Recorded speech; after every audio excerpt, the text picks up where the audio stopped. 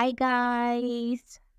Hello, everyone. Hello, guys. Hello, for Healing Girls. You're welcome back. My name is Omolola Dodu, and I remembered that I promised you guys that I was going to do a part two of how to truly nurture self love. So, this is it. You're a new subscriber to the For Healing Girls YouTube channel. You're welcome. And if you've subscribed before and you're watching me again for the second or third or, fourth time, thank you for coming back. August has been quite a lot at work, at home, in Nigeria. August has been a lot. And one thing that made me happy this August is this YouTube channel. This YouTube channel is for healing girls. It's a YouTube channel for girls who have gone through trauma and are trying to heal, or girls who are going through trauma and are trying to heal. Not just for girls, for women as well, because, it's just for women and girls. But one thing that made me happy this August is that I had guys watching this YouTube channel. I had guys watching my last video, especially. And I'm like, wow. So thank you to every guy watching this. Thank you to every guy who sort of watched the part one of how to truly nurture self-love, and it sort of resonated with you. I'm so pleased. I am happy. I feel like I'm doing the Lord's job. I'm doing God's job by men coming on here and relating with what I'm talking about here. So you're welcome too, guys. You're welcome. So let's ease. Let's ease. So we stopped at number 5. Now number 6. Number 6 is pick and choose what you give your energy to. I wish this was easy. But it's not. In fact, none of the tips I have given in the first video and in this video is easy. It's a lot of work and a lot of practice and a lot of intentionality. But you do have to pick what you give your energy to. You're not supposed to be everywhere every time. You're not supposed to be friends with everyone at every time. You're not, your energy is, nobody is entitled to your energy. And when I talk about energy, most times people think I'm talking about just relationships and other people. Yeah, you shouldn't be friends with everybody. Of course, we all know that not everybody will like you. It's cliche, but it's true. But I'm also talking about experiences. And when I'm talking about picking and choosing what to give your energy to, one other thing I'll talk about quickly is response and reaction. Not everything requires a response or a reaction from you. As healing girls, we could be people pleasers. So we want to see things that make people like us, or we want to respond when there's a conversation going on. We want to show that we're knowledgeable about the subject matter, or to dazzle and our audience or the people that are there so they like us and be friends with us. It's not necessary. It's not every time that you give your energy to something. You could be in a room full of people and maybe there's an argument going on about how trauma is an overused word, and everybody is using the word trauma, but not everybody have gone through trauma. Just give an example. You must not enter that conversation. You must not say a word in that conversation. That's what most people do. You don't have to be so passionate about your truth and you want to say it everywhere. Sometimes just calm down. Don't engage. Sometimes you don't have to engage. And sometimes you don't have to show up as your full self in every place you go to or with every person you're with. This is hard to do, but with practice it's possible. And what do I mean by saying that you must not show your full self? You must not show up as your full self. You have a playful side. Like me, I have a very playful side. I can be fun to be with. I can be fun to be with. But not everybody has experienced, that part of me. And that's fine. And sometimes I can be a nerd. And not everyone too has experienced that part of me, because I know that there are certain circles that does not require that part of me. So I don't show I don't show the whole or lies fully sometimes when I go somewhere. I'm able to understand that not everywhere requires my full energy. Number 7, let go of a toxic mindset. Hmm. One thing is the word toxic is almost overused right now.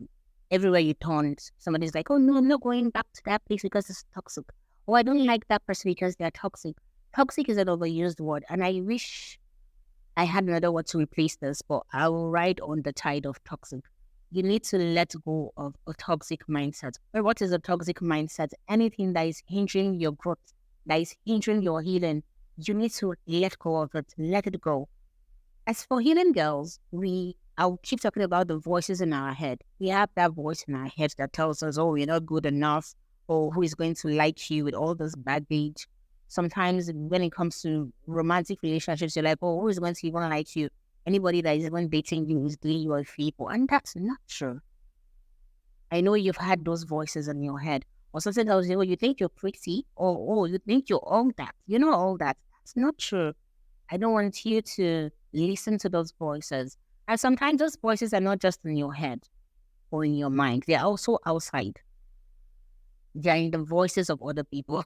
Sometimes those voices live in people that you love. And that's fine. You don't have to embody what they say and use it to move on in life. If you have a toxic mindset about yourself, it is going to be difficult to truly heal from everything or from whatever it is you're trying to heal from. So you have to let go of toxic mindsets. And how can you do that? By replacing those toxic mindsets with beautiful mindset. So when your mind tells you, or your voice, that voice in your head, or someone outside of yourself tells you, oh, you think you're all that, you say, yes, I'm all that. I think Oprah Winfrey said something that people say, oh, who are you to be so beautiful, to be so rich, to be so intelligent, to be so creative? And she's like, yes, I am all those things. And who are you not to be those same things? Why can't you also embody those things? So think about that. Now, number 8, keep promises made to yourself. If you make a promise to yourself, please keep it. Let me tell you one secret. If you keep a promise you make to yourself, it's going to boost your self-confidence in ways that you cannot even begin to imagine. I learned this year, like legit learned this year. So I told myself I'm going to start a YouTube channel, and I've been practicing in my kitchen with I have a baby. I have a 2-year-old. I've been practicing with my 2-year-old, with my phone, and with my kid sister, and with my husband.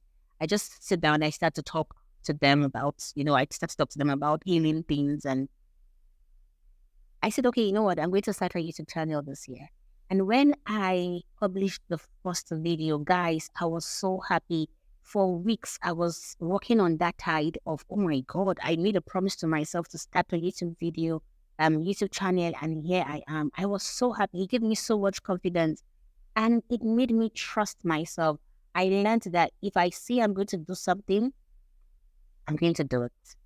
And, it just made me happy, made me trust myself, made me confident in myself. So try it too. Now, number 9, take risks and challenge yourself. This is closely related to number 8 of keeping the promise you make to yourself. Now, challenging yourself, for me, how that translates is this. You have, as a foreign girl, you have this beautiful image of who you think you can be in your head. And I love that for you. I love that for myself. There's a Lola in my head that is, into speaking on YouTube, being invited for engagements, helping other girls heal, being a wonderful mom, traveling, most importantly, working with the purpose that God has intended for me to work in. She's in my head. But you know what I'm doing now? I am bringing her to reality. I've always known that, but I will be very honest with you that 2023 has been a year that I have been challenging myself a lot. I was a stay-at-home mom for 2 years because I went through, a very traumatic pregnancy and birth. And when I was like, I'm ready to go back to work, I did it. when I said I was going to start a YouTube channel, I did it. I just kept pushing myself out of my comfort zone, even when it was not comfortable. Some nights I'm awake and I'm like crying and like, oh, Jesus, like, what am I doing? But I was happy, or rather, I am happy that I am challenging myself. So if you have this beautiful business idea, it's in your head. If you don't start, you can never know where it will go to. And you can never learn lessons. In your head, everything is beautiful. If you sit down and you're imagining all the beautiful things you can achieve, it is beautiful. It is perfect in your head. But when you start, reality will teach you, failure will teach you, and you will grow so much. So please challenge yourself. Start whatever it is you want to start. If you want to start a YouTube channel like this, please start it. If you want to start a business, please start. If you promised yourself that you're going to get an MSc, don't keep making promises to yourself and keep saying, "Oh, I will do."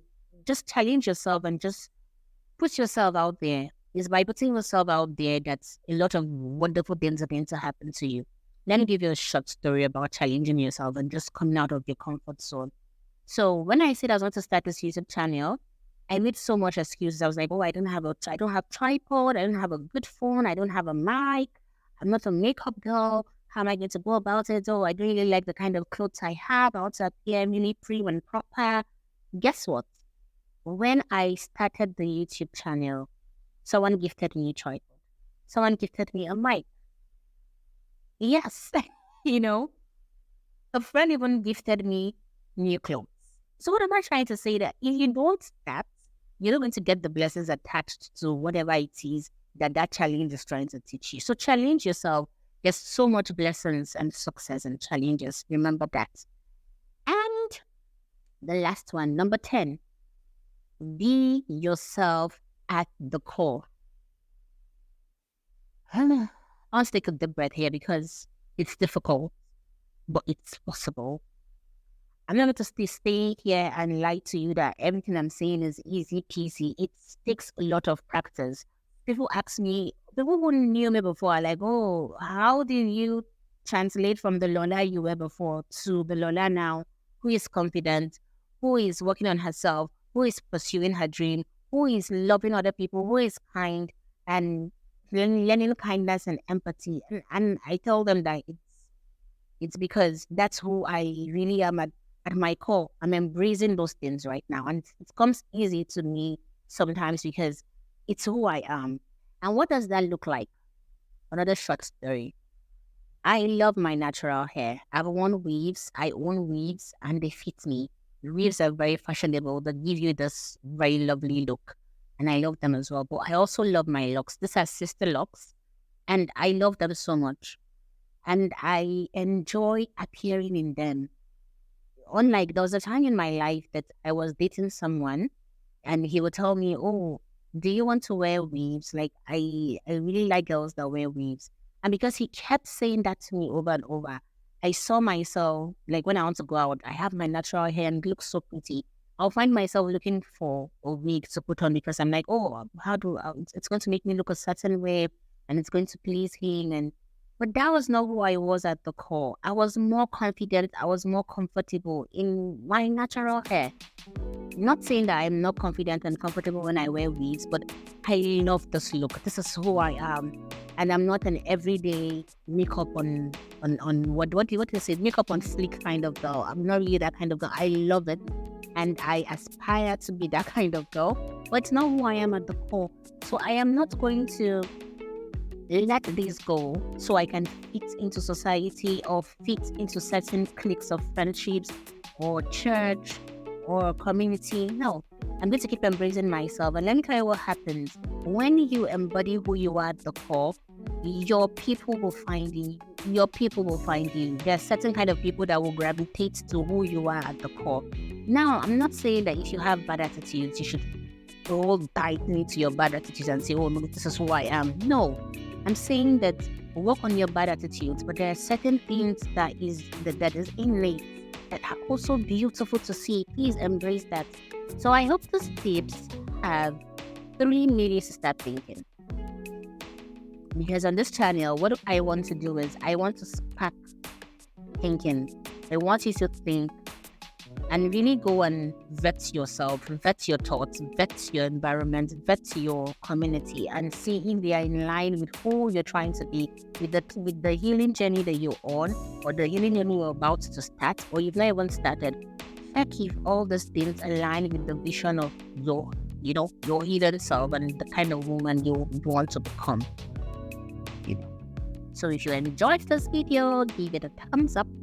If you've not subscribed, I don't know what you're waiting for. Please subscribe and comment. Comment, please. Comment. Let's know what you think. What's resonated with you today? Just comment and share this video. Share this video. Call your friends. As I see, there are male watching this channel, so you can share it with your male friends as well, your brothers, your father. Yes, father. Your father will learn something from this. Share it with as many people as you can and encourage them.